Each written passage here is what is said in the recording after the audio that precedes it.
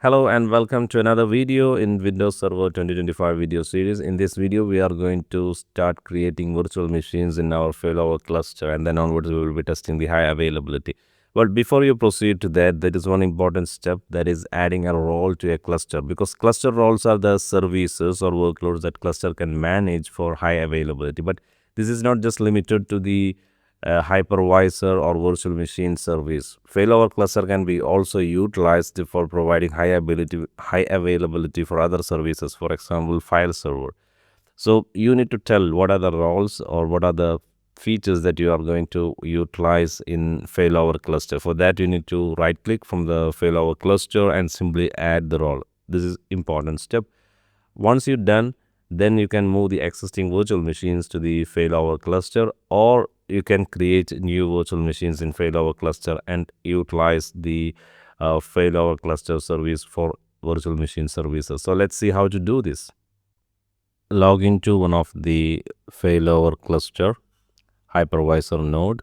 Then from the roles, right click, then click on the configure role, then click next, then you select virtual machine. That's it, you are done.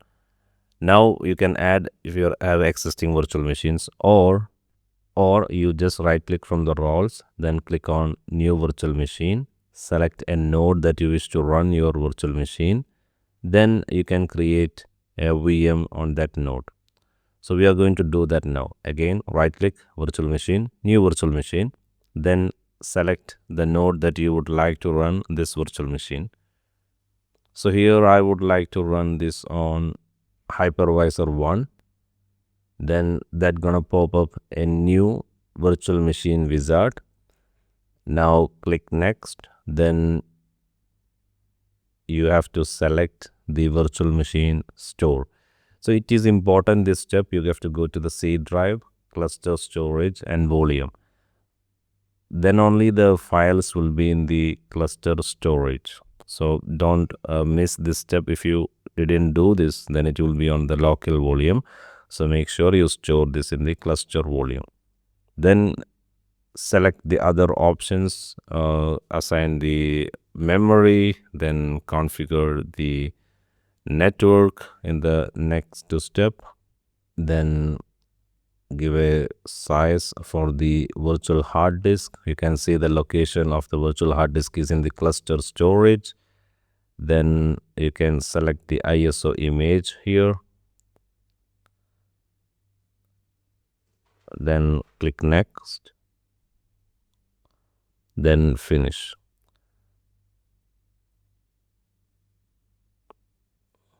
Now it's also configuring the high availability, as you see in that wizard, and you are done with the configuration of your virtual machine and the high availability. The next step is to just start up the virtual machine. So you can do that from here. You just right click, then you can start the virtual machine, and you also connect. Then you will be able to see the installation process of the VM in this small window.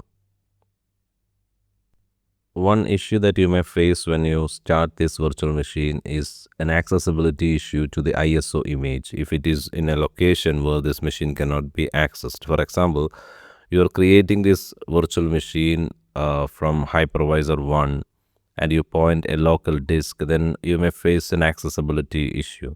How you can solve it? You can just add the ISO image to the cluster disk itself, so any server it can access.